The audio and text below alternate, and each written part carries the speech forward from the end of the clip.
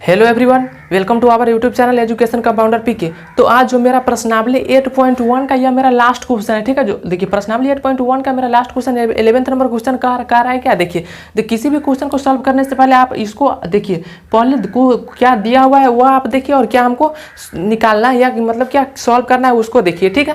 देखिए तो इस क्वेश्चन को समझते हैं। देखिए यह क्वेश्चन जनरली ऑब्जेक्टिव में आपको इस तरह के क्वेश्चन पूछा जाता है, ठीक है। और बहुत ही कम पूछा जाएगा, क्योंकि जो क्वेश्चन जो ऑब्जेक्टिव पूछा जाता है वह सब्जेक्टिव का ही तोड़ कर पूछा जाता है। ये तो डायरेक्ट ऑब्जेक्टिव दिया हुआ है, ठीक है। तो चलिए हम इसको सॉल्व करके आपको दिखाते हैं, ठीक है। देखिए जो त्रिकोणमिति है उसमें से जनरली 20 नंबर का क्वेश्चन पूछा जाता है। तो आपको यह त्रिकोणमिति आपको बहुत ही अच्छा तरीके से पढ़ना होगा, ठीक है। अच्छी तरह से पढ़ना होगा, तभी जाकर आपका जो बोर्ड में है वो नंबर अच्छा आएगा और आपको कॉलेज जो है बेटर से बेटर मिल पाएगा, ठीक है।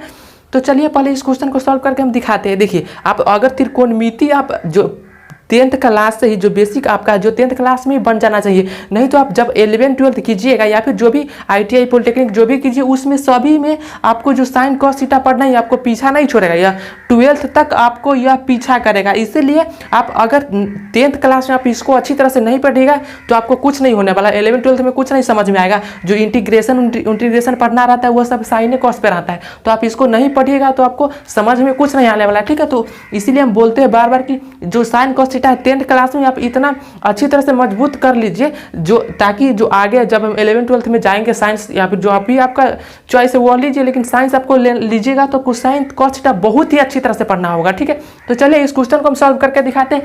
पहले हमको कह रहा है क्या, बताइए कि निम्नलिखित कथन में सत्य या असत्य, मतलब जो यह कथन दिया हुआ है, ठीक है, वो 1 2 3 4 5 जो क्वेश्चन है उसमें कौन सा सत्य है और कौन सा असत्य है वही हमको बताना है, ठीक है। तो चलिए फर्स्ट नंबर हम क्वेश्चन देख लेते हैं। देखिए फर्स्ट नंबर क्वेश्चन कह रहा है क्या, tan a का मान सदैव 1 से कम होता है। मतलब जो tan a का मान जो tan थीटा का जो मान है सदैव हमेशा, सदैव मतलब हमेशा 1 से कम होगा क्या। तो चलिए हम इसको आप दिखाते हैं कि कैसे कम होगा या फिर नहीं। देखिए आप लोग मान सारणी तो याद किए होंगे, जैसे कि जो tan आपको जो tan थीटा है वो tan जो जैसे कि 0 डिग्री का वैल्यू हो गया, जैसे tan 0 डिग्री का वैल्यू क्या होता है 0 होता है, उसी तरह से क्या होता है tan 0 का वैल्यू 0 होता है, उसी तरह से tan 30 का वैल्यू क्या होता है, tan जो 30 डिग्री का जो वैल्यू होता है, यहाँ पर डिग्री लगा दिए और देखिए tan 30 डिग्री का जो वैल्यू होता है 1/√3 होता है, 1/√3। और जो tan 60 देखिए tan 45 का जो वैल्यू होता है, tan 45 का जो वैल्यू है वह 1 होता है, ठीक है। और या जो tan 45 का इतना होता है, और जो tan 60 का जो वैल्यू होता है, देखिए tan 60 का जो वैल्यू होता है वह क्या होता है √3। और tan 90 का जो वैल्यू होता है, tan 90 का वैल्यू होता है क्या, अनंत होता है, इन्फिनिटिव होता है, ठीक है। तो देखिए कह रहा है क्या, tan a का मान सदैव 1 से कम होता है, tan a का मान सदैव 1 से कम होता है। देखिए tan 0 डिग्री का वैल्यू तो 0 है, तो इस यहाँ पर तो लागू हो रहा है, लेकिन यहाँ पर देखिए tan 30 डिग्री का वैल्यू 1/√3 तो यहाँ पर भी लागू हो रहा है क्योंकि 1 से कम है, ठीक है। अब देखिए यहाँ पर आइए जब tan 45 का जो वैल्यू है वह यहाँ पर तो 1 हो गया, तो यहाँ पर तो यह फ्लॉप हो गया, यानी कि यहाँ पर तो लागू नहीं हो रहा है। यहाँ पर कह रहा है क्या, tan a का मान सदैव 1 से कम होगा, यानी कि हमेशा 1 से कम होगा। तो हमेशा 1 से कम कभी नहीं होगा, ठीक है। या फिर एक तरीका और हम बता देते हैं, अगर आपको मान सारणी अभी तक तो नहीं याद होगा तो मान सारणी पर आप नहीं निकाल सकते। मान लीजिए आप देखिए यहाँ पर दिया हुआ है क्या, देखिए यहाँ पर दिया हुआ है tan a बराबर क्या दिया हुआ है 1 दिया हुआ है, ठीक है, 1 दिया हुआ है। अब देखिए 1 यहाँ पर tan a बराबर 1 दिया हुआ है, तो tan थीटा का फॉर्मूला क्या होता है 1 होता है। ये 1/1 तो हम लिख सकते हैं। tan थीटा का जो फॉर्मूला होता है वह लंब बटा आधार होता है, तो यानी कि लंब बटा आधार होता है, ठीक है, लंब बटा आधार। देखिए तो पहले हम समकोण त्रिभुज बनाते हैं और समझाते हैं। देखिए मान लीजिए आपका यह समकोण त्रिभुज है, ठीक है, यह समकोण त्रिभुज जैसे कि ए है, बी है या सी है, थोड़ा सा छोटा बनाए हैं, ठीक है, ए बी सी है। अब देखिए लंब बटा आधार, यह मेरा हो जाएगा, यह कोण है तो यह मेरा हो जाएगा लंब और यह आधार, ठीक है, और यह कर्ण हो जाएगा। तो देखिए कह रहा है सदैव tan a का मान सदैव 1 होगा, मतलब कि 1 से कम होगा। तो कभी नहीं, tan a का जो मान है देखिए लंब बटा आधार, तो लंब कौन है इसमें, मान लीजिए लंब हो जाएगा यहाँ पर 1 और आधार भी 1 हो जाएगा, ठीक है। तो जब हम tan a यहाँ पर हम निकालेंगे तो क्या हो जाएगा 1/1, यानी कि 1 निकलेगा। तो हमेशा 1 से कम कभी नहीं होगा, ठीक है, 1 से कम हमेशा नहीं होगा, ठीक है। तो आप लोग को यह समझ में 1 आ रहा है, तो 1 तो 1 के बराबर है, 1 तो देखिए 1 है, तो कह रहा है कि सदैव 1 से कम होगा, ठीक है, लेस देन 1 होगा, 1 से कम होगा। लेकिन यहाँ पर तो 1 के बराबर आ रहा है, तो 1 से कम नहीं होगा, ठीक है, मतलब यह असत्य है, यह मेरा क्या है असत्य है, ठीक है।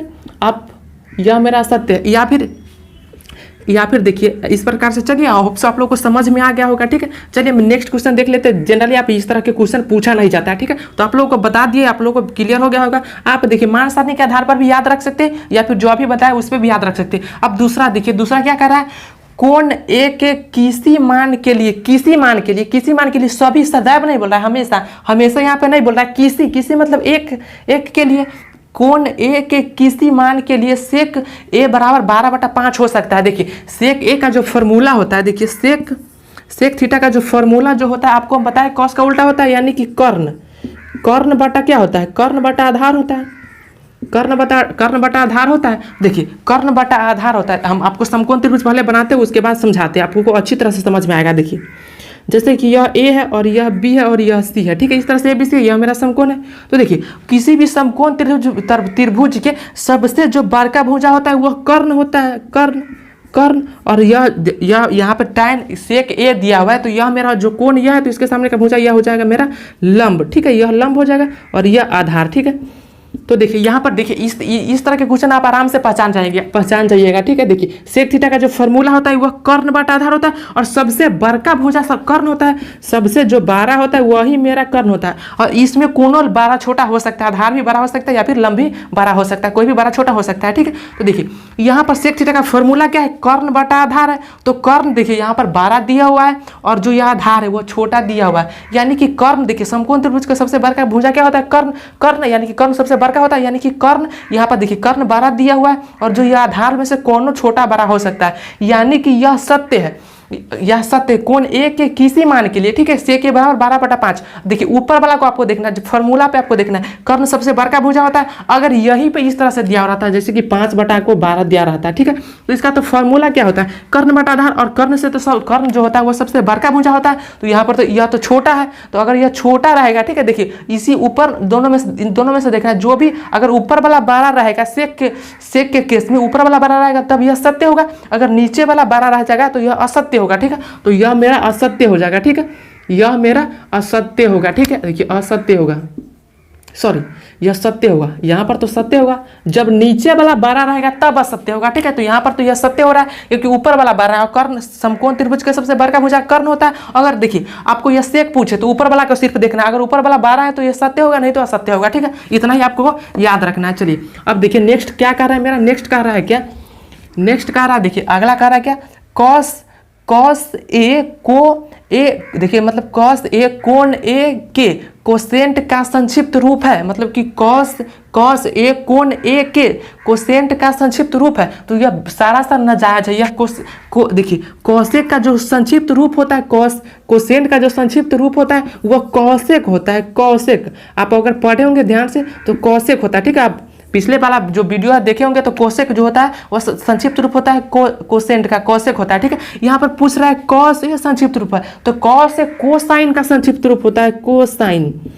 कोसाइन का संक्षिप्त रूप होता है। तो आप लोग को यह क्लियर हो गया। देखिए कोसाइन का संक्षिप्त रूप होता है कॉसेन, न कि कोसेंट का, ठीक है, याद रखिएगा। तो यह मेरा असत्य होगा, असत्य।